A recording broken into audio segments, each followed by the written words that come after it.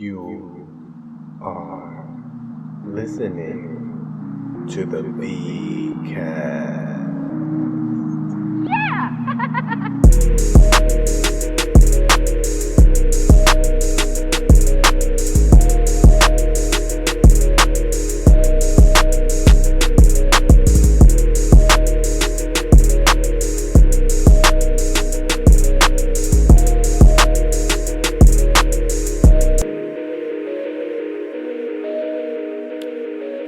Good morning, everybody, and welcome back to the podcast.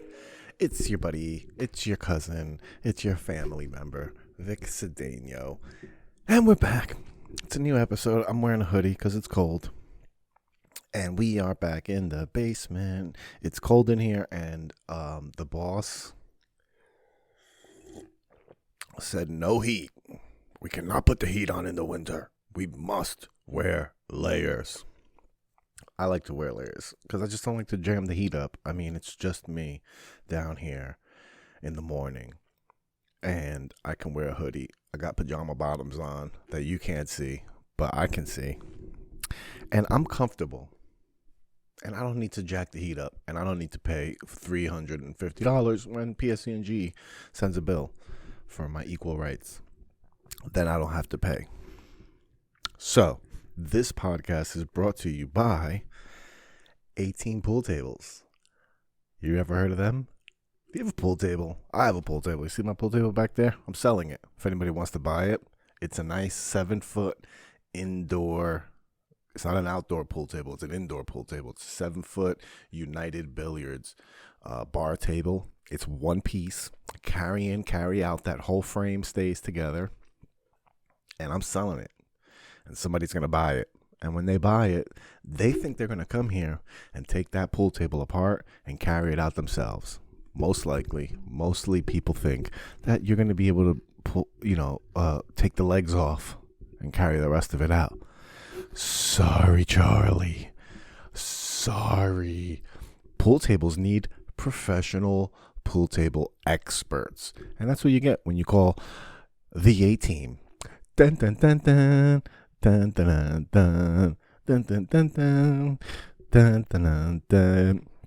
The A-Team will send over a pair of former felons, and they will come to your house with a cool van that is completely jacked up for no reason, and it's got special tires for no reason because they just deliver pool tables. They do not go on missions to save the world, so they do not need a jacked up van. But they got one anyway, just to look cool when they pull up to your house, and your neighbors will be like, hey, what is John doing? What's John up to? Why does he have B.A. Baracus carrying boxes into his house? What's going on, John? We need to know. The neighbors are going to be nosy. They're going to want to know what your business is because you have a jacked up van outside of your house with special tires and B.A. Baracus unloading pool table equipment from it and bringing it inside your house. And he's got 700 gold chains. What are you paying your employees that they're wearing 700 gold chains? 18 Pool Tables, tell me. Tell me, what is your problem that you're paying your employees with 700 gold chains and they're just delivering pool tables into people's houses with gloves with no fingers, New Jersey, that's NJNY pooltableservice.com. 18 Pool Tables, the number one name in pool tables. Look at this. In the about section of the 18 website, you'll find a picture of young William Jr. William Jr. is the owner-operator of 18 Pool Tables. He's also been my friend for over 15 years. And guess what? He has over 15 years experience in pool tables. What a coincidence. It's almost like if I brought him into this business. Like if I gave him his start in this business. Not his dad, me. All right. I got him into this business. I broke him into this business. That's why I read these ads on my goddamn podcast every week. All right. It's out of loyalty. All right. Because I gave William Jr. a business to run and provide for his family for the rest of his life. This is a business that's going to stay in his family for generations, and it was because of me. All right, I did this for them. So he's got a nice little picture in his About Me section, and it's a picture from his junior formal. It's very nice, and it's got 15 years of experience. William Jr. has been the owner of 18 Pool Table Service Specialized. Now, listen, when you get somebody to design your website and they write the About You section, remember that the About You section is a reflection of you. This is what people are going to read that introduces them to you. This is their first impression of you. So when you get somebody to design your website, make sure they know how to read. Make sure they're at a little bit level of reading and comprehension. All right. That way you won't get the disaster that I'm about to read to you now. I don't know where this sentence starts or begins, so I'm just going to start from the back again. All right. With 15 years of experience in the billiards industry, William Jr. has been the owner of the 18 Pool Table Service Specialized, spreading his experience all over the tri-state area, period. That's the first sentence. Immediately, someone may not hire you because they think you can't read. All right. The next sentence says, Williams, not William, just my friend William, but the whole family of Williams. All right. Williams has always held an interest in the mechanics of how things work and what makes them not work, his profession is not only a business, but will continue to earn the A-team an impressive reputation in the billiards industry. That makes no fucking sense. You needed a semicolon and you put a comma. So your sentence has no semblance of a complete sentence. Having the opportunity to embrace his passion to work in such a field has truly been a dream come true for William Jr., and the success of his business has been most rewarding. The sentence was a disaster. Luckily, the 18 Pool Table Services, their work makes them seem like geniuses. When they're finished with your pool table, you will think that they all went to MIT and not Garfield High School. When they finish their work, you're going to be like, holy shit, you guys are maestros, magicians, the way they look. See the way that table looks back there? That table, you see how that table looks really, really, really bad? They had nothing to do with this table yet. They had nothing to do with this table. That's why this table is in bad shape. It needs new cloth. It needs new rubbers. But I'm going to sell it at a nice cheap price, maybe like $400. Somebody will buy it. If they have a brand new table to put in their house, they got to call the A-team. The A-team's going to come. They're going to take that table apart. They're going to pack it all away in this ridiculous looking van that looks like it's going to go on a safari, and they're going to put that in there with B.A. Baracus, and he's going to put everything nicely so it doesn't scratch. They're going to bring it over to the place where you want to install it. They'll set up the frame. They'll show you where it's going to go before it gets heavy, and then they make it heavy. Then they'll put new cloth. They'll put new rubber, and this table will be playing like new. You will have a brand new looking table in your house for less than the price of a brand new table. That's how buying used pool tables works online. People do it all the time. You'd be surprised. The A-team does not rely only on new pool table sales. All right. Most of this business is moving tables and fixing them. All right. And people love their tables. Do you love your table? Do you love your pool table? Because if you do, and you're not dealing with the A-team, then you don't really love your table. Somebody should tell your table that you don't love them. You don't love them enough to get A-team Pool Table Services. You're getting B-team Pool Table Services. That's what we're going to do. A-team Pool Table Services. All right? Go to the website. Find out more information about them. Call them. All right? 201-538-5428. Call them. 201-538-5428. Call them and get your shit together. All right? NY is a nice state, but the website is njnypooltableservice.com. njpooltableservice.com. Dun dun dun dun dun dun dun dun dun dun dun dun dun dun dun. 18 Pool Table Services. Bitch. Yo, I paid the bills, bro. I paid the bills up in this motherfucker. Got my coffee going. It's Monday morning. It's a new week. New week is new opportunity. So what are you going to do on Monday? Are you going to complain that it's Monday? Or are you going to be looking for shit to do? on Monday. Looking for shit to do. Isn't that weird to say? You're looking for shit to do on a Monday. I don't want to look for anything to do. I want to chill. I want to chill and do nothing. But guess what?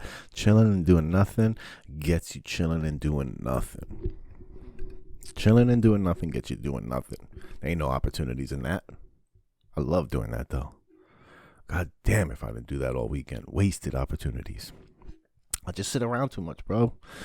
I just sit around too much and chill. I like chilling.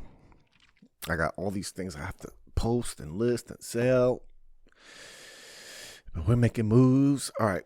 Credit report update. We were talking about fixing my credit and the things that I got to do. This is going to be a short episode, too, because it's already almost 6 a.m. and I got to get ready for work soon. And I've just been dragging my ass, and I want to make sure I get another Monday episode out for you guys. Keep it consistent, because next week's episode's coming out, and then the week after that is the social media break. I'm going dark from social media. Can't wait. So I'm just going to be posting episodes. I'm not even going to be announcing them. So if you listen to the podcast, stay tuned for new episodes.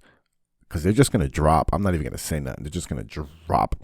They're going to drizzy drop. All right, so update on my life this week. As you guys know, I'm on the mission to fix my credit, take care of all this nonsense, and change my spending habits. My spending habits are out of control. I just waste money on shit that I don't... I don't want to say that I don't need, because I need food. I just need to make better decisions. I need to make better spending decisions. I need to develop better spending habits. This is very important. We need to develop special spending habits that are responsible. Okay, we need to have responsible spending habits and make sure we're not spending money on stupid stuff. Okay, we can't be spending money on stupid stuff. Okay, Cedeno? Don't be spending money on stupid stuff, okay? All right? We don't need to eat out 3 times a day when you have food at home. And you can make yourself a sandwich. Just make yourself a sandwich. Why do you have to go and eat Taco Bell? All right? You're fat enough. Aren't you going to get your stuff together? Aren't you going to get back in shape, Victor? How are you going to get back in shape if you're eating bullshit? I don't know why I went on that tangent, but these are the conversations that I'm having in my head. And I can't have money in my pocket. Like, it just burns a hole in my pocket. Like, it's got to go. All right. Next thing you know, like, I'm buying 1 o'clock in the afternoon coffees just to spend money. And then those, like that $3.50, then I'll spend another, $2.50 on a bottle of water later. Then I'll, when I get that water, I'll get a fucking pack of M&Ms. Like, there's just always something. There's just always something that when I have money in my pocket, I have to go spend it. So one of the things I'm focusing on this year is developing better spending habits and not keeping up with the Joneses, acting as if I'm broke, acting as if I don't have money, especially with the credit. Because when I don't have cash, I like to spend credit. I have no problems going to fucking 7-Eleven and dropping $6.52 on my credit card, on my debit, or on just a credit card, right? And that shit adds up, man. I've looked at months of spending, and you see just those little transactions, and you see 10 of them in a month, all right? Now, 10 transactions in a month doesn't sound like a lot. It doesn't sound crazy. But 3 transactions in a week, 3 random transactions in a week, 3 impulse buys in a week, let's say of $3 to $7, let's say $7. 3 impulse buys of $7 every week. That's $21 times 4. That's $80. It's $80 I waste in a month. And when you're going paycheck to paycheck, when you're trying to save money, when you're trying to pay bills, when you're trying to overcome debt, when you're trying to, save for a goal. Like, every fucking dollar matters. So I have all this money that I'm wasting, I'm hemorrhaging, and I need to develop better habits. Like, the same thing when I get some new weed. Like, when I get when I re-up on weed, I smoke like I have an unlimited supply. And then when I'm running low, my smoking habits change. So why don't my smoking habits stay the same like when they were when, you know what I mean? You know what I'm trying to say, right? So these are the things I'm talking about. So habits. So this weekend, a very major development in my credit thing happened. Something I wasn't planning on doing, something I've wanted to do, but I wasn't actively seeking it out because I had been denied so many times. I was looking for a debt consolidation loan.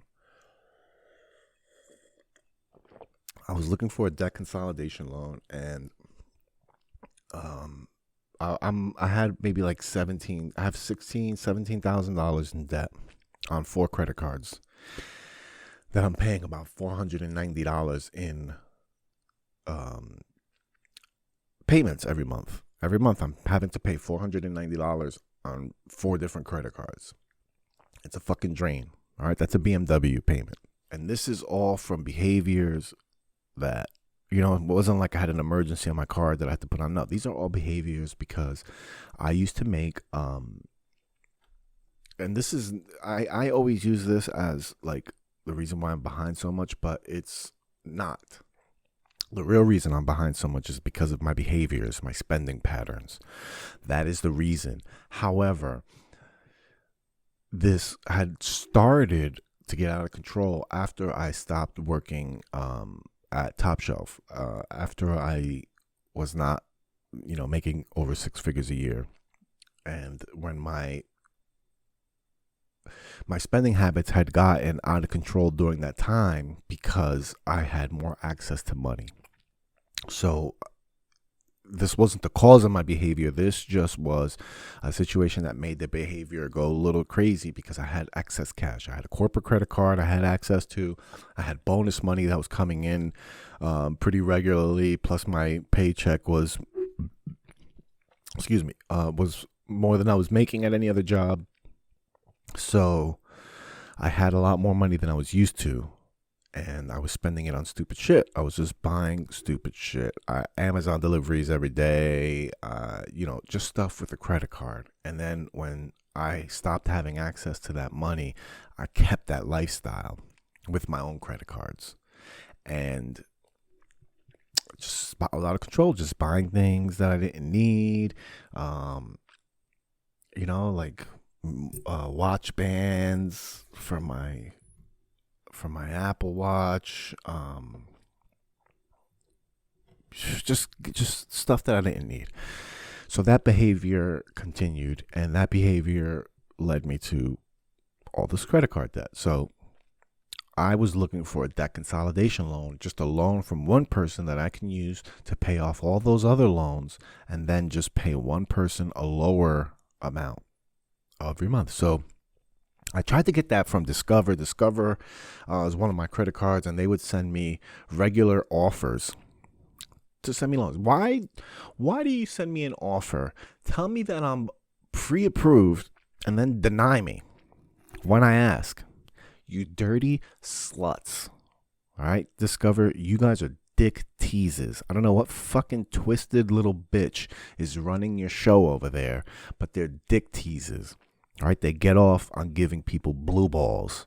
All right, you ever met those girls? You ever talk to those girls? Like, I've been friends with girls that have told me they like giving guys blue balls. All right, that's torture. That should be against the Geneva Code, the Geneva Convention. I'm pretty sure that's a war crime. All right, giving somebody blue balls on purpose, that's a war crime. You should be prosecuted to the full extent of the law. They should have live public hangings for people that like to give blue balls to other people intentionally. All right, and that's what Discover does. Discover, you fucking asshole motherfuckers, love to dick tease. All right. They tell me all my problems are solved, and then they say, just kidding. Bitch ass motherfuckers. So I would get these letters in the mail saying I'm pre-approved. All right. I have an account. It's a special offer for you only. This is what they do to you. They sweet talk you. They fucking sweet talk you. They wine and dine you with their little rewards points. They make you think you're so special. They make you think you're so special. And then they rip the fucking rug out from under you. And then you apply. And then they say, actually, now that we've thought about it, you're not that hot. You're not that cute. Now that we thought about it. You know? Is that how it feels as a girl? Like you give a guy your number, he calls, shows a little bit of interest. You give up the fucking pussy. And then he's like, you know what? Actually, I don't really want to be in a relationship. I kind of want to be by myself. I'm not ready. You know, you motherfucker. How does that feel when they do that to you? Huh? How does it feel when I do that to you? It's gross. How do you treat people like that, Discover? You son of a bitch. Discover. Just dick tease in America. Terrible. So, I tried to get the loan through Discover. Discover did not approve me. So, I was kind of, I kind of lost hope on that. I kind of lost hope on the idea that I was ever going to get a loan to fix this. And I looked at something yesterday and it told me, was it just one card? I think it was just one card that if I had just kept making the minimum payments, it was going to be 10 years. 10 years of making just the minimum payment before I would ever pay that card off. And that's not using it again. I like to use it, especially if I got like a little bit of space.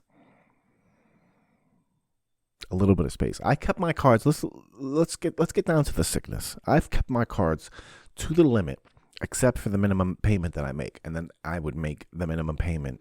I would spend the minimum payment that I put on, and then it would like overdraft me, and then I'd pay that down, and it's just a vicious circle of bad spending habits. It's embarrassing. It really is. It's embarrassing to talk about these spending habits, especially with just this little mustache on my face. All right, to talk about spending habits, to talk about my insecurities and my failures and my shortcomings with this little mustache on my face takes a lot of balls. It takes a lot of balls for me to come on here on this little microphone with this little mustache and tell you the truth. All right, I'm brave. I'm a hero. And I will continue to be until the day that they silence me on social media again. Just so you know. Coming here and ripping truths. Telling the truth. Ripping Band-Aids off. Just ripping Band-Aids off one shot. Telling you the truth. Coming from the heart with this little mustache. It doesn't get better than this. That's all I got to say. All right?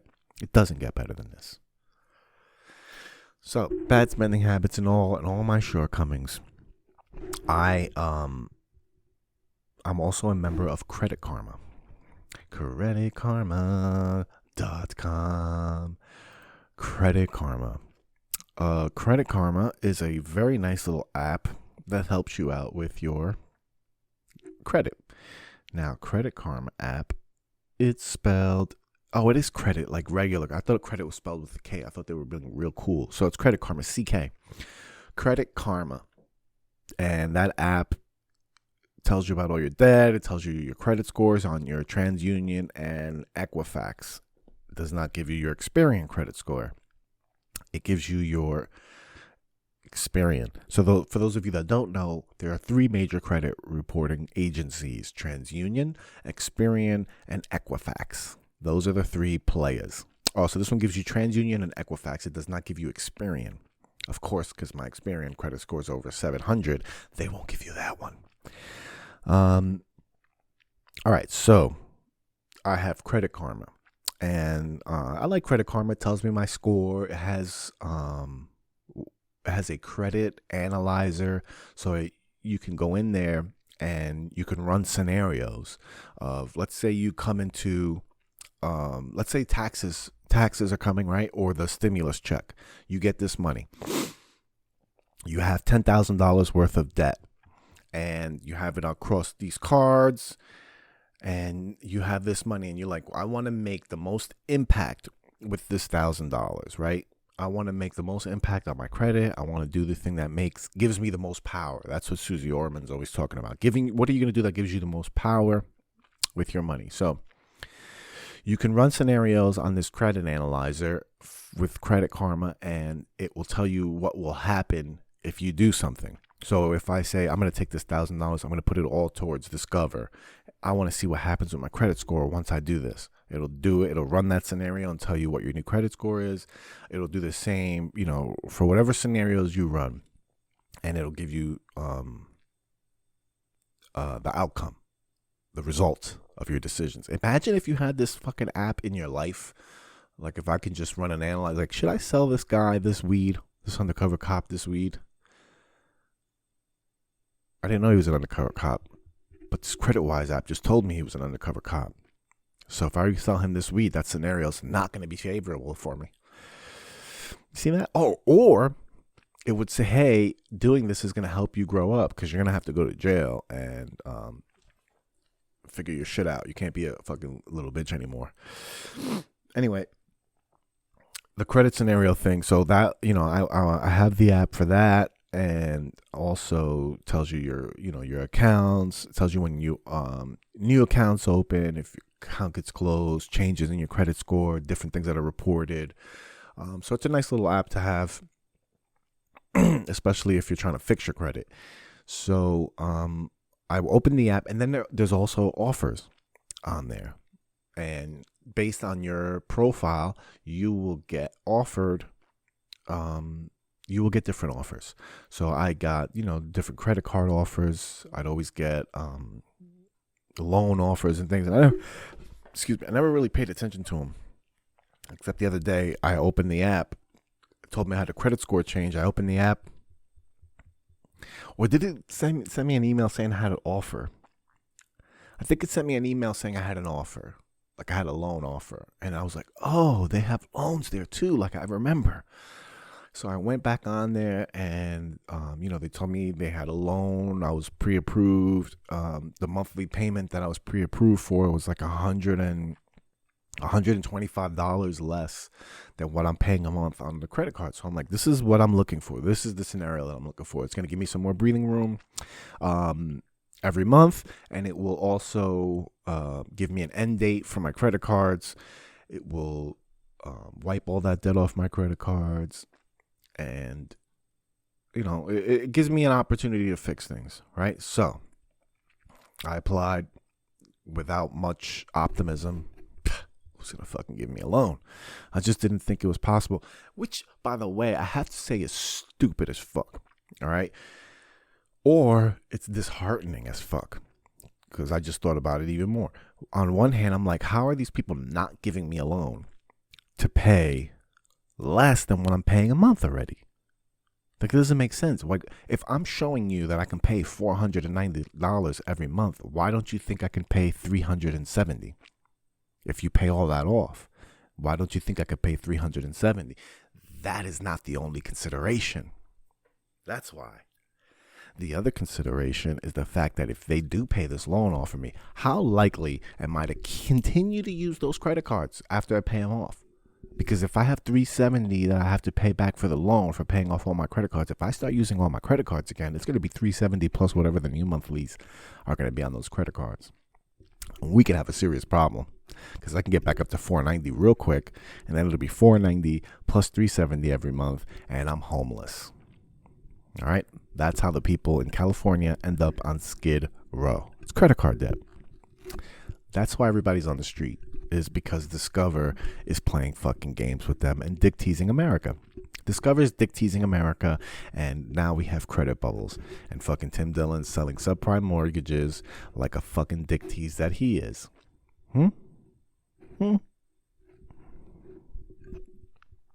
Dick tease scams. So we have the loan. So anyway, so I got approved for the loan, and I got approved through Lending Club, not Lending Tree, Lending Club. And I didn't know there was this whole thing online about crowdfunding loans.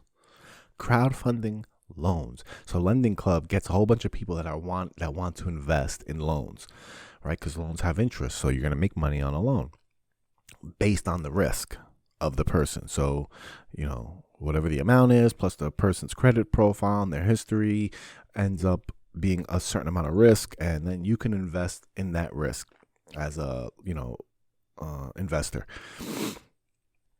Cool idea. I got approved. Somebody fucking funded my loan, and in a few days I had fucking 17 grand deposited into my account.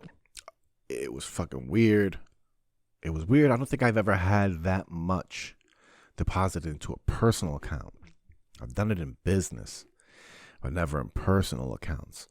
So my personal account got a nice little fucking. I was like, damn, I could just bounce, bro. I could take that to Mexico and live like a king. Like a king for a fucking week. Go down there and start a business. And just disappear. But they follow you, bro. The fucking credit people follow you everywhere. I just have to become a fucking Bitcoin investor.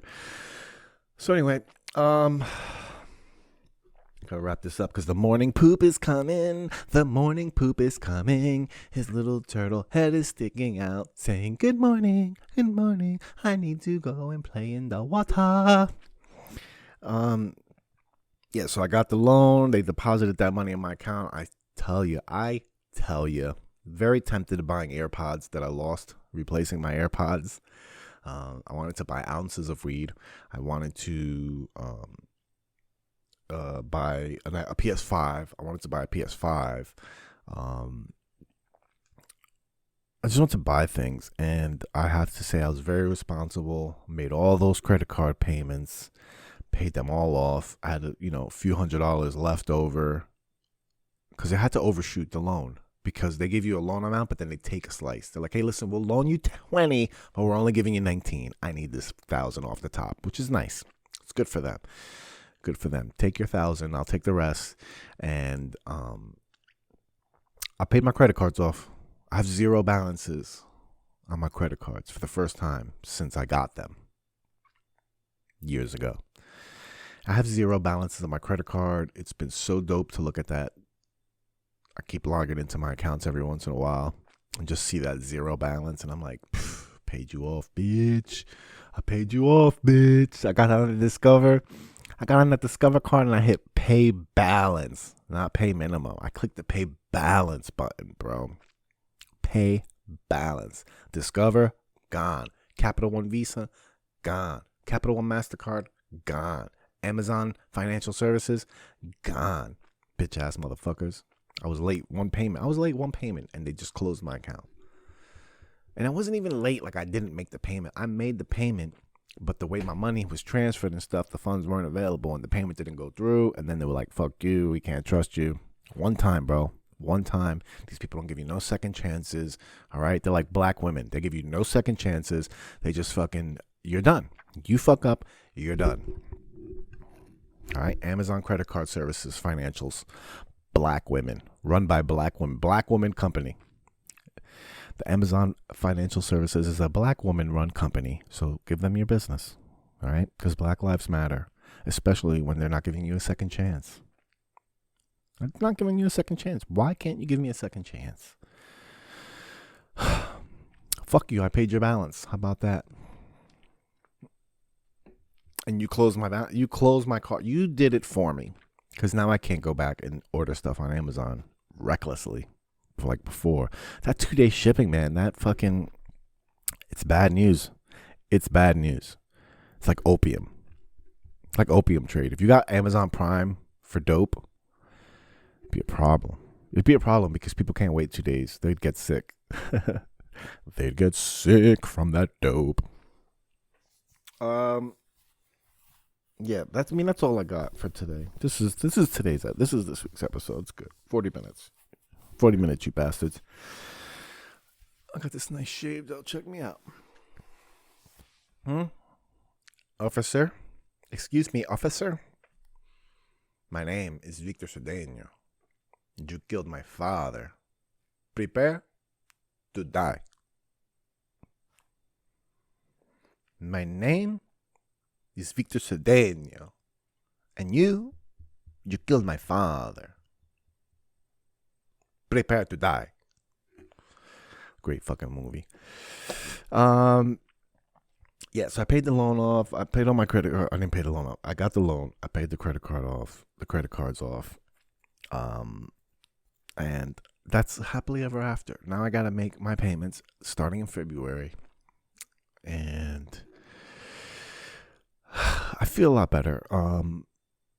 I've also secured an apartment. So I will be moving in the next week or so. Tough business. This is tough business. The kid doesn't know yet. Me and the wife are very cool about the proceedings. Not really talking to a lot of people about things, trying to keep things quiet. You know, it's, even though it happens to a lot of people, it's still embarrassing that we have to go through this. But it's for the better. It's for the better. And things are going to look up. I was pretty down about it. I've been pretty down about it. I've been pretty quiet about it.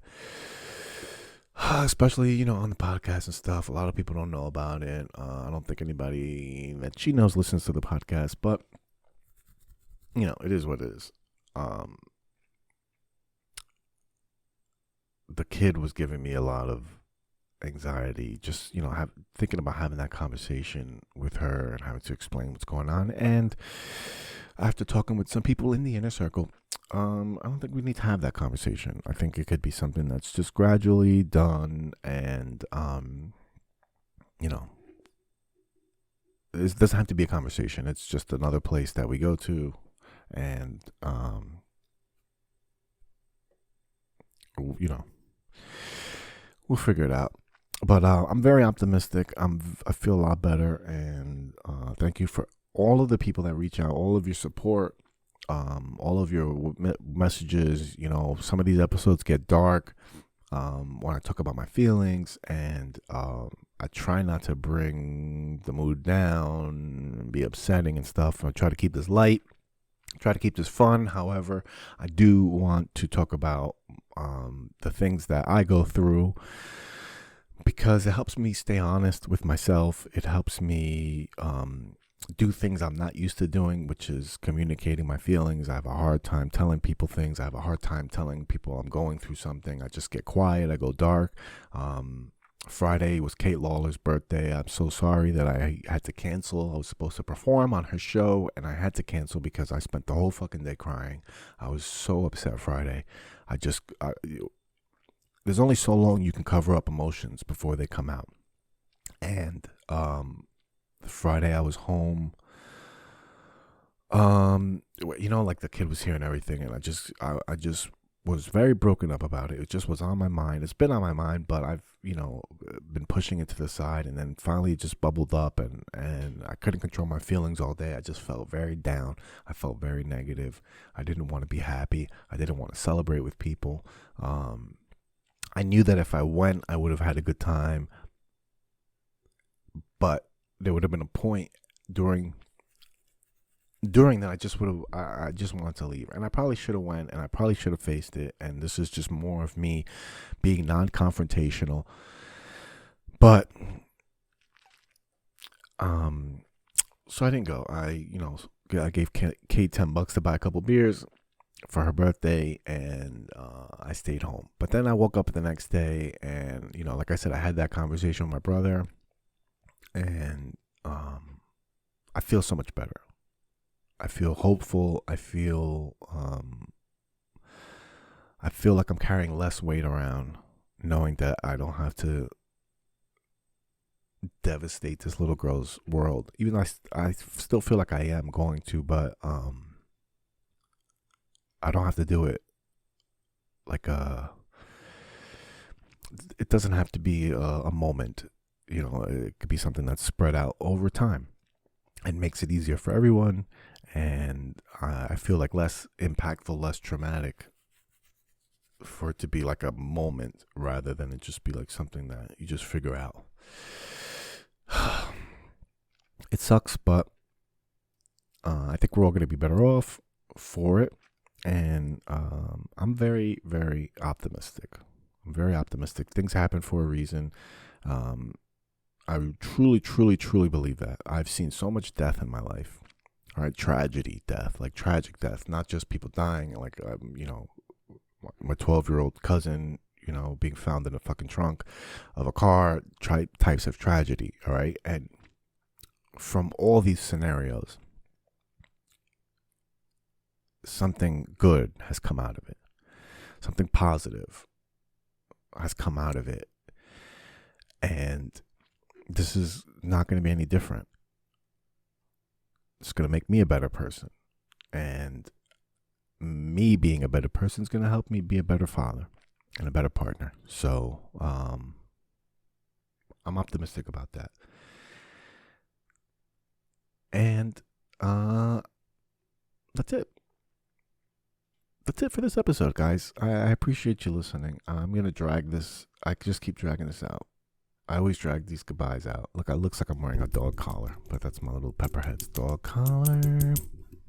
All right. I have nothing going on. No new shows. February social media break. I encourage you. I urge you. I implore you to do this with me.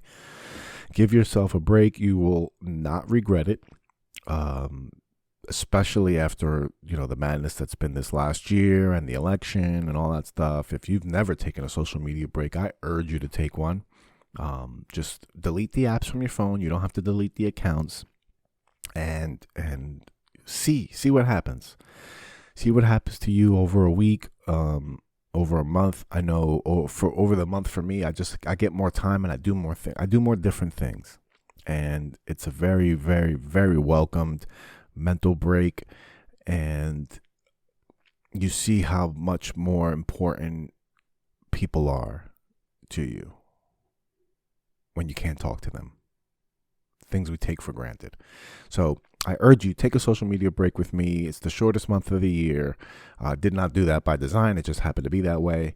But take advantage, unplug, feel better about yourself. Pick a goal. I'm thinking of doing no sugar February along with the social media break. Just a practice and discipline. No sugar. Not from fruit or no sugar from candy for the month of February with my social media.